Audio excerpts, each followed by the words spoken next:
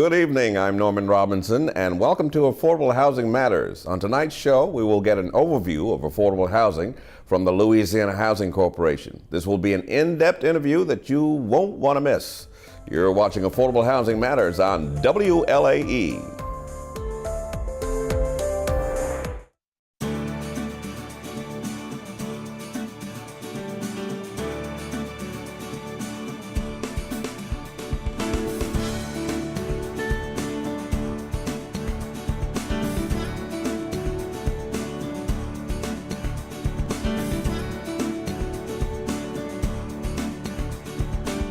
Saturdays at 4:30 p.m. on WLAE.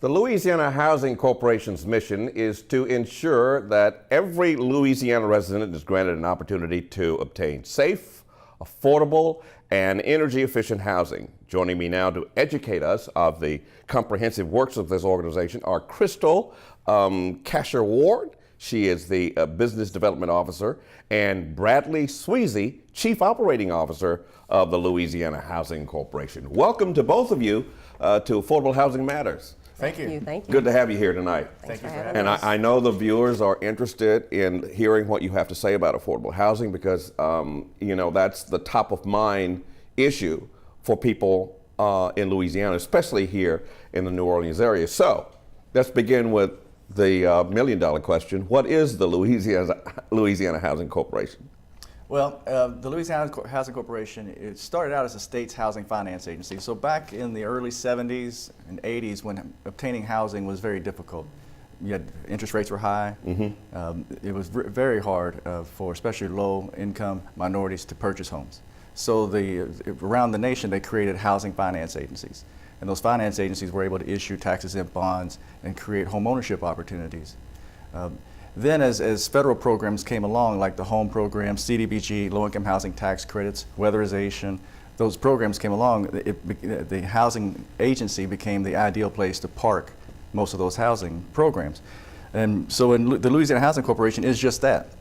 It is the state's affordable housing hub. It's the corporation that administers most all the federal programs that address affordable housing needs, and also issues the tax-exempt bonds for large family, multifamily developments, like the Muses here, the Iberville development downtown, and also the mortgage rate bond program. So we do home ownership loans. So we service individuals and families who are either homeless, in chronic situation, needing a place to shelter at night, all the way to a couple just married, just needs a little bit of help to purchase their first home. Everything in between. So Ms. Casher Ward, how's that been developing this year? What are we seeing? This year it's on the rise for sure. Alone, on average, LHC puts 65 families in homes in the Orleans Parish a year. So we're definitely seeing a rise in the Orleans Parish and throughout the state. So are we seeing an increase in the number of people needing help, or a decrease, or is it remaining about the same? Oh, increase. So yes, we have a serious situation. I mean, really we do. We have about half of the residents even here in this area are paying over 30% of their income just for rent, which in most cases deems them in a desperate situation. One thing can happen, they could be homeless. The rule of thumb is if you're paying below 30, you're in an ideal situation. So when half of our residents are paying over 30% of their income toward rent, then it puts us in a bad situation. So what kind of challenge does that present for you? Of course, there's a shortage of homes currently. So inventory is low, and we know that rates will continue to rise. So the challenge for us is trying to identify ways, innovative ways that we can continue to help the citizens of Louisiana.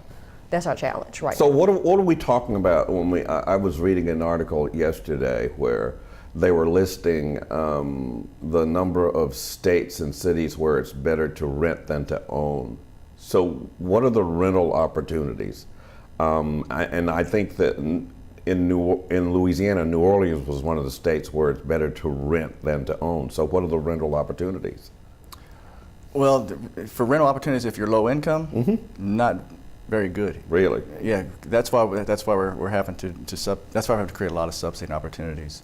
If you look at the average rent being $900 to $1,000, and with having a high poverty and low income, what's happening with the insurance to maintain? So if you're a landlord and you have to pay the flood insurance, other insurance, just to maintain the debt, just to maintain your operating costs, you have to charge a certain rent, and that's boxing a lot of people who can't afford that type of rent. So that's where we come in to try to bring that down.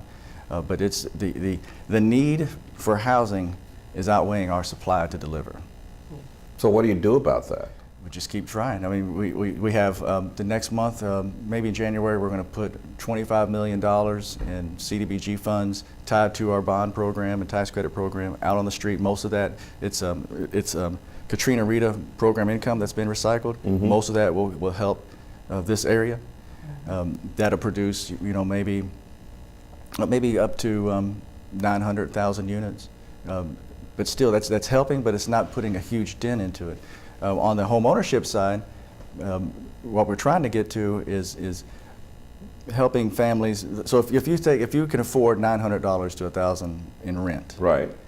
then Crystal and her team can help you.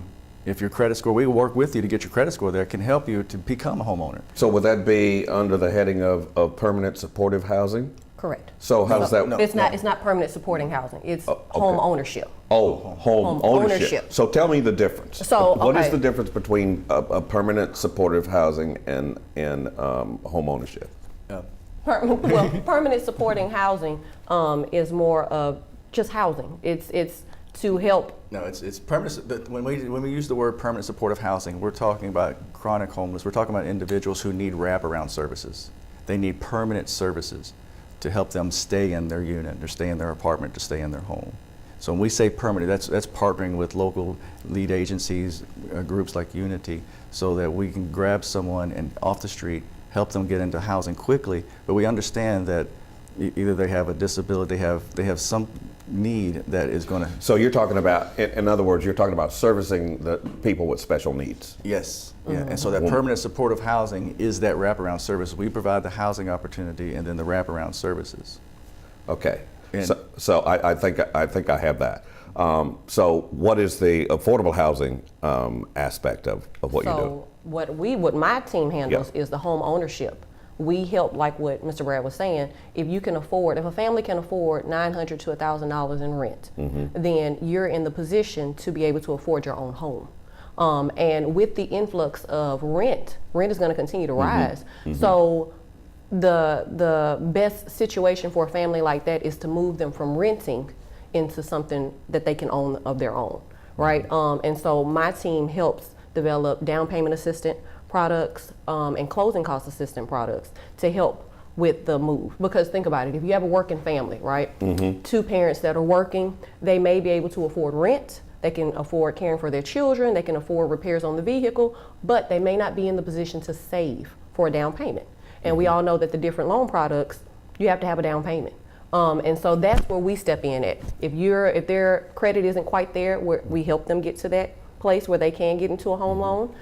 And then we help with the assistance, the down payment, the closing costs. We're there. We have $3,000, $4,000, $5,000, whatever it is that we can try and bridge that gap to get them into a home, so that they don't have to no longer deal with the increase of rent or landlords or bad neighborhoods or anything along those lines. So how does one avail themselves of this Their first opportunity? First step is to contact one of our participating lenders, and we have several in the Orleans area.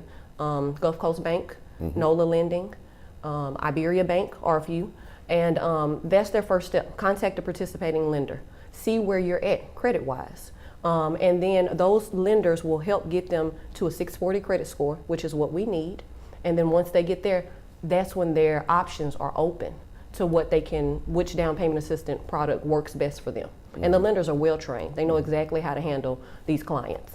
So there are people who are available to assist people who are looking for affordable housing opportunities. Correct. The question is how they get to them. They find them on the internet. They find them. Of course, our brand new website we just relaunched it's a one-stop shop. So if they are in need of credit counseling, they need that, you go to lhc.la.gov, and we have all of that that's available throughout the state. If they're not in need of credit counseling, they know exactly where they stand, then our participating lender list is also on our website. Anything that a home buyer, a person that wants to become a home buyer is interested in, is all found on our website. I'd like to also, for our clientele that we're serving, a lot of them may not even realize they can be homeowners. Oh, They're Exactly. They're in a situation that it's just not, they think it's not attainable. Yes. So shows like this, opportunities like this to speak and get the word out, if like a realtor is listening, that there can be a niche market for families that are renting who don't even realize that they can become a homeowner. And when we can get them to that level of becoming a homeowner, we recognize that's how you get out of poverty. Yeah. Yeah. That's when you start building family wealth. That's when you change the tide for your. So are we talking about changing the mindset of the general public? That's it. That's really it. That's I mean, that's hitting it on the head what Brad just said. If you change that mindset and you show that single mom or you show that working family, mom and dad, that you can, this is obtainable, then that changes the whole dynamics of the family, right? And it brings about a change for generations. So through that, once you get in, and we thank you guys so much for an opportunity like this, because we can help change that mindset through the education of what Louisiana Housing Corporation does. No, people are asking me all the time because they know I do this show, and, Yes, sir. and they're asking me all the time, you know, how do I avail myself of this opportunity? Who do I call? Where do I go?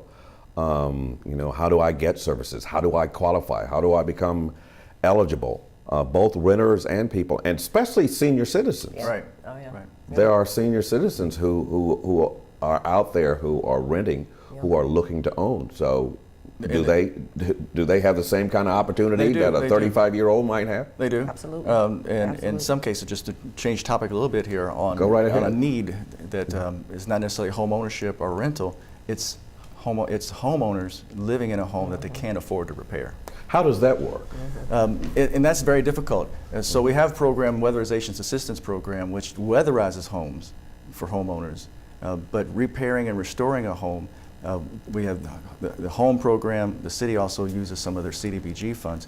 But a low-income family living in a home, and a lot of these are our senior population. That program is one of the toughest to deliver, and it's also one of the biggest needs that we have. What makes it so tough to deliver on that program? One is if you use some of the federal programs, they require it to be brought to code. So if you can Okay. imagine, and one of the beautiful things about this area is the age of the housing stock and Right. the historic integrity of those housing stock. And so if you're going to use a federal fund that says, okay, now you've got to bring it to current code, you're looking at a high cost that pushes it out of reach. And a lot of times what happens to bring something to current code, you almost have to tear it down and rebuild something new. Some of the federal programs just don't lend themselves well. And then the other federal programs that will allow you to go in and change a roof, change the floor, do some plumbing and stuff like that, have other caps that makes it hard to do everything that's needed. That's why we're sitting in a difficult situation. So you have homeowners that are senior, or low income, they own their home, but don't have good resources to bring them and make them habitable. Then you have your low income folks who are paying way too much for rent. And then you have potential homeowners that just need that extra push to get into their home. That's what we're trying to accomplish, and it's a difficult task, but every day we take steps, and we're seeing, even for the past 2 years, our production's been up over 30–40%. And a lot That high? Yeah. A lot of that is bringing people like Crystal on and just getting the word out. We have, as I mentioned early on, the financing part of it. Right. When interest rates start to climb, which they are, if you notice nationwide, the market's starting to slow down a little bit. Well, that's where our product becomes more attractive, if you will. Because, Really? How so? Because we can issue tax-exempt bonds. So as the regular private sector market is their rates are increasing, we're able to go issue tax-exempt bonds, and then our rates remain low, and that makes it so where a low-income family who qualifies is still getting to take advantage of a low-income interest rate or a low interest rate. So this makes it an opportune time for people to get Oh, yes. to get in, Yes. to This is get the in time. these programs. This is the time. This is the time. This is the season to go ahead and do it. While interest rates rise, like Mr. Brad said, our programs are very attractive because we have low interest rates and we offer down payment. So not only are we helping you initially get into your home with the down payment, but what you're paying in rent, you're going to be paying that in a mortgage. And so it's no huge change, it's no shock to the borrower. And that's the idea, is to get them out of renting into something of their own. So you hear that, folks? Now is the opportune time while the rates are rising. Now's the opportune time to avail yourself of all these programs. And again, where can they find this information? Straight to our website, lhc.la.gov. That's one of the, I mean, it's a Walmart. It's the one-stop shop. Credit repair, our lenders, everything that you need to know, weatherization, everything for developers. Go to our website, check out what we have available, and then take it a step further and reach out to us. All of our contact information is on our website, and we're here to help. We are really here to help. We're for the citizens of Louisiana. Yeah, we think that real estate agents as well. Really, if they tap in. Oh, they really? Yeah, Yes. because they're on the ground, and Right. we can increase their bandwidth. And Yes. by reaching families who don't even know they can be homeowners. We haven't issued a bond issue since 2008. We did one just last year for 30 million. We got one coming up next month for 50 million. So it's starting. So to what roll. does that mean? You have a bond issue coming up next year for 50 million. So I'm a layman and I'm watching you and my ears are perked up after this. So what's happening, because the interest rates are rising, the market's starting to slow down, the tax-exempt bonds become more attractive. So when we go out and we're going to issue $50 million in tax-exempt bonds, that means we're going to bring money to the state in low interest rate loans, and banks like Gulf Coast, like the one she listed, will have money available to them at a low interest rate to serve the families and the clientele that we reach. And so when we think about why I say the realtors is the realtors can start spreading the word. And really, I do believe there's a lot of people who are homeowner potential. They just don't know it. They don't believe it. They can't comprehend it. We can make them homeowners. So what Mr. Brad is saying is that the money is not going anywhere, okay? It's not running out. We will have funds available to assist those homeowners whose mindset is, I can't do this is too big for me, right? No, money is available. It's here, it's not going anywhere. LHC has been in existence for so many years, and a lot of citizens don't know about us. And so, yeah, from a loan originator, you can speak this too. From a loan originator's point of view, if you're looking at your portfolio of resources to keep your loans going, and you're seeing it drying up on one end, but it's like, well, LHC is having mortgage revenue bonds, and so that's a resource. So even though I have to work with LHC, which isn't a bad thing, but even though I have to use that, at least I'm keeping, that's right. Things flowing. That's helping their production. Yeah, so when that $30 million issue we did basically has ran out, but what's happening is the word of mouth, the banks, the lenders, the originators are saying, okay, I have a dedicated source here. It's the only pipeline that's really moving right now. And so that's a good thing for low-income folks who can obtain this, and it may be bad for folks who are on the other side as far as the market slowing down. But I'm telling you, I know for a fact there are people hopefully listening, or realtors right now are listening, that there's homeowners out there in our area that don't know they can be a homeowner. So there's a light at the end of the tunnel, and there's not a train coming at you, right? That's right. No. No, there's a light to home ownership, to some stability, to some wealth, to, there's a light there, and we're not going anywhere. We're here to help. So why is it so difficult, and I've often wondered, even before I started doing this show, why is it so difficult to change the mentality of the general public when it comes to what they can afford as it relates to home ownership? It's been like that for generations, and if you have someone, if my grandmother was like this, then my mother was like this, then I'm just gonna be like this, right? I'm gonna be a renter for the rest of my life because I know that this is what I can handle because I've seen generations before me handle that. So the idea is education. That's the idea. Once you educate a working mother or a working family on the opportunities and show them how easy it is to get into a home, then you change an entire family. You change the dynamics of a family. So that's the biggest thing, the lack of education on financial literacy, on purchasing a home. That's a challenge. But once you're able to educate, and show that it's easy. You can walk through this. They may not realize too that if having a credit score that's 580 you know, or Yep. below 600, they may think it's way, and they've gotten turned down. It's like, okay, that's Yep. it for me. Yep. And you can understand, in some ways you can understand that, okay, I've tried. They don't realize that we can help them, but it doesn't take much for us to help them if they do the right things to get that credit score up. And then within 6 months, 8 months, maybe a year. So not to oversimplify it, what you're basically saying is you're teaching people is not so much how much money they make, but how they manage the money they Ding, ding, make. ding. That's it. Exactly. That's it. That's Yeah. it. That's Yeah, it. if you're a household of $30,000, I don't know, if you're a household of $30,000, you can become a homeowner. It's not about, you just said it. Now, there becomes a tipping point to where, you know, maintenance and all that Right. stuff, but if you're a low-income household and you're making $25,000, $35,000, $40,000, you can become a homeowner. We have this, and what we do is we make the mortgage affordable for the rent, for the price you can afford. Yeah. That's what the down payment, closing costs, that's what the interest rates do. So they make the mortgage payment affordable, so you're not struggling. Okay. You're probably struggling more to pay rent than you would be to pay mortgage. A lot of people are. For sure. So how do subsidies work when you apply them to rentals and housing? So on the rental side, the government has learned from way back that just building projects and saying here's where poor people live and we'll send a check every month to pay their rent, they realized that they got the private sector involved through tax credits and housing credit programs.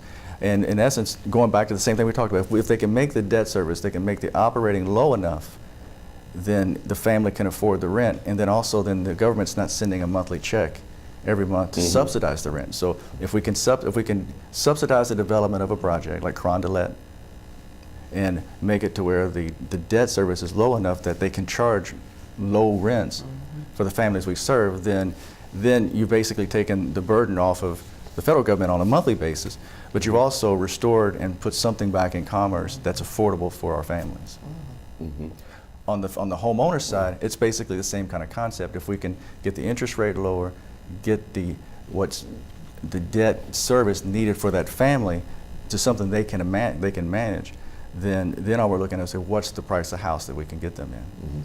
I think you mentioned when you were talking about the financial institutions that are working with you, I think you mentioned 3 of them. Yes, sir. So is that the extent of it? Oh, Is no, that- sir. No, we So- have several in this area. And we have them throughout the state. They're not only in Orleans, we're at Mandeville, Covington, Slidell, Metairie, you name it. And those are just some of the ones that I was thinking of, but we have tons. And all of that information is on our website. Right. You also said that the funds are not going anywhere. Correct. I was at a fundraising luncheon for Unity of Greater New Orleans, and I think the executive director mentioned that the administration in office now has quite a different approach to funding when it comes to housing. What are the federal, state, and local challenges when it comes to government programs and funding for affordable housing? There's been some balance. That we've seen a few times when the budget was proposed that a lot of these programs are just cut and zeroed out. Right. When it came to actual approving a budget from the federal level, they didn't cut them. In fact, they continued them, and we got a little bit of a bump. But that fear is there because almost every federal budget year we see programs that we're speaking about zeroed out. Thankfully, that hasn't happened yet. But the last couple years you've seen it. You've seen the homes. You've seen a lot of these, even the LAHEAP program, which helps pay energy assistance for low-income families, zeroed out. But that was budgeted, that was proposed. What actually got approved on the federal level didn't happen. Now we have seen the trend for many years, those programs going down. So when I say they ticked up a little bit or increased, they've increased slightly over the past few years, but they're probably 40–45% lower than what they used to be 10 years ago. What are the current community development projects that you have in place now? The Iberville phase, I think we're on phase 4, phase 5. That's the biggest one we have going on right now as far as community development projects. We have Blueberry Hill, which is in Lower 9. That's a beautiful project. I don't know if you've seen or I have not. yeah. Can you describe it? Yeah, so it's in the lower 9. It's basically duplex single-family homes that are being built, and so that concept, instead of like Carondelet or the Muses, where it's just one, or Blue Plate, where it's just one project and a rehab or development, it's taking what would be blighted, areas that are not being utilized and putting houses there. So what we hope is that starts the pebble. That, okay, here's now 20, 30 little homes or duplexes that are affordable, and now that starts to spur and spread. This is very informative in terms of what's available to people out there now. So people, I guess I'm asking if they have a right to be encouraged, optimistic. Yes. Yes. That's what we would like. Yes. We would definitely like for them to be encouraged. Yes. To know that we're here. Right. Yeah, for sure. I had some doomsday as far as where our statistically where our rental market is, as far as 50-some% are paying more than 30%, but we're putting new units on the ground every day. We're working close with the city. Hopefully that $25 million that we're getting ready to release, a lot of that comes to the area here in doing new construction or infill projects. Yes, so and the nice thing, what I was saying, our production is up. Our production's up. Great. And so that's a good thing. So we're seeing more people of our clientele, low income, getting into housing that they deserve. Well, I'm glad you were on the show tonight. I mean, this is really encouraging. I'm optimistic, and I hope you are too. Bradley Sweezy, Chief Operating Officer, Louisiana Housing Corporation, along with Crystal Cash Award, Business Development Officer of Louisiana Housing Corporation. Thank you both for being here. And thank you all for joining us on Affordable Housing Matters. And remember, if you would like to rewatch this or any other episodes of Affordable Housing Matters, go to WLAE.com and click on the programming link. There you can catch up on all the past episodes of this program. We would again like to thank you for joining us this evening. I'm Norman Robinson, and have a wonderful holiday season and a very good night.